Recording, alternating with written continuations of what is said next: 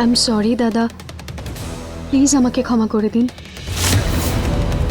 আমি প্রমিস করছি এরপর আর এরকম ভুল কখনো হবে না। আমি বুঝে শুনেই কথা বলবো দাদা, আর আর বাড়ির মর্যাদাও রক্ষা করব।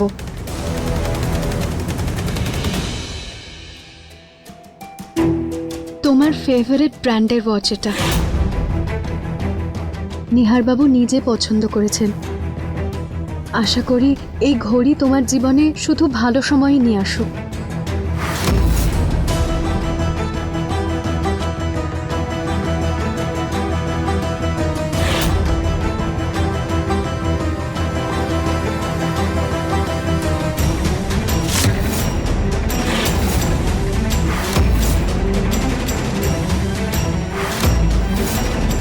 সময়ের কখনো কোনো গ্যারান্টি থাকে না রুচিতা, পাল্টে যাওয়াটাই তার নিয়ম।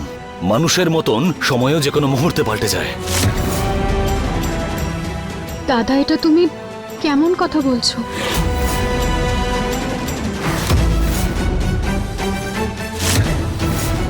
দাদা, কিছু হয়েছে নাকি? সবকিছু করার পর আমাকে জিজ্ঞেস করছো কি হয়েছে?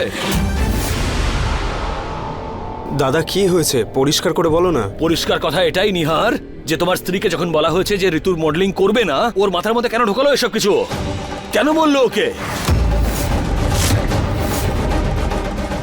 না দাদা, আমি এরকম কিচ্ছু করিনি। আমি তো শুধু বৌদিকে সরি বলেছি।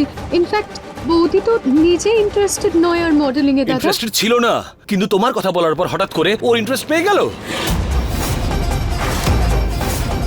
তুমি এই ঘড়িটা আমাকে ভালো সময়ের জন্য দিয়েছো তো রুচিতা, কিন্তু সত্যি কথা বলতে কি তুমি যবে থেকে আমাদের লাইফে ইন্টারফেয়ার করা শুরু করেছো, তবে থেকে আমাদের খারাপ সময় শুরু হয়ে গেছে।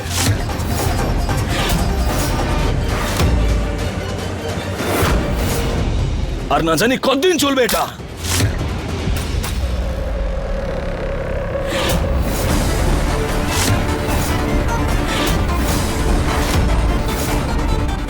দাদা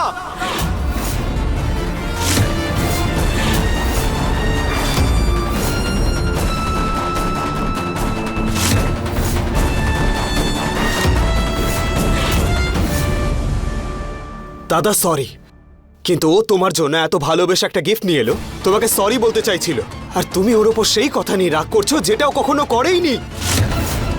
আরে এই কি, ও রুচিতার জন্য দাদার সাথে ঝগড়া করছে? তুমি নিজের বউয়ের কোনো ভুল দেখতে পাও না, তাই না নিহার?